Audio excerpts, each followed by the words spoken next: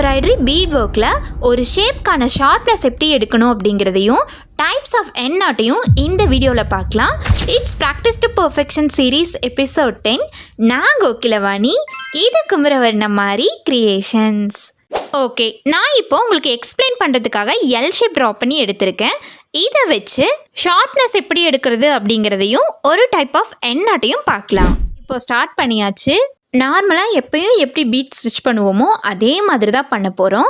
Suppose உங்களுக்கு எப்படி beat எக்ஸாக்டாக கரெக்டாக ஸ்டிச் பண்ணுறதுன்னு தெரியலன்னா ப்ரீவியஸ் வீடியோவில் நான் எக்ஸ்பிளைன் பண்ணியிருக்கேன். அதை பார்த்து லேர்ன் பண்ணிவிட்டு அப்புறமா ப்ராக்டிஸ் பண்ணுங்கள். ஓகே, இவ்வளவு நேரமாக நம்ம டாப் டு பாட்டம்க்கு பீட் ஸ்டிச் பண்ணி கொண்டு வந்தோம்.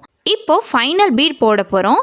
இந்த பீட் பார்த்துட்டிங்கன்னா ஹரிசாண்டல் லைனுக்கும் வெர்டிக்கல் லைனுக்கும் பொதுவான பீடாக இருக்கும்போது மட்டும்தான் நமக்கு பக்காவான ஷார்ப்னஸ் கிடைக்கும்.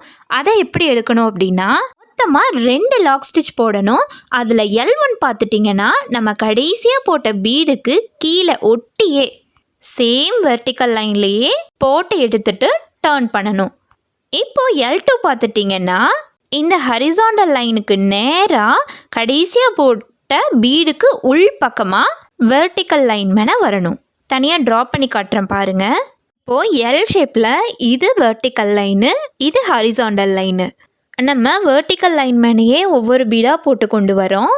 கடைசி பீட் போட்டதுக்கப்புறமா L1 அதை ஒட்டியே கீழே போட்டு டர்ன் பண்ணுறோம்.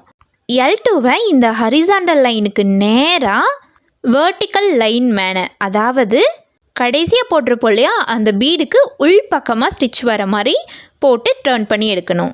இதுக்கப்புறமா எப்போயும் எப்படி பீட் போடுவோமோ அதே மாதிரி போட்டு கம்ப்ளீட் பண்ணலாம். ஓகே, இதில் இப்போது டைப் 1 என்னாட் பார்த்துட்டிங்கன்னா ஃபைனல் லூப், அதாவது L1 நம்ம கையில் இருக்கும்.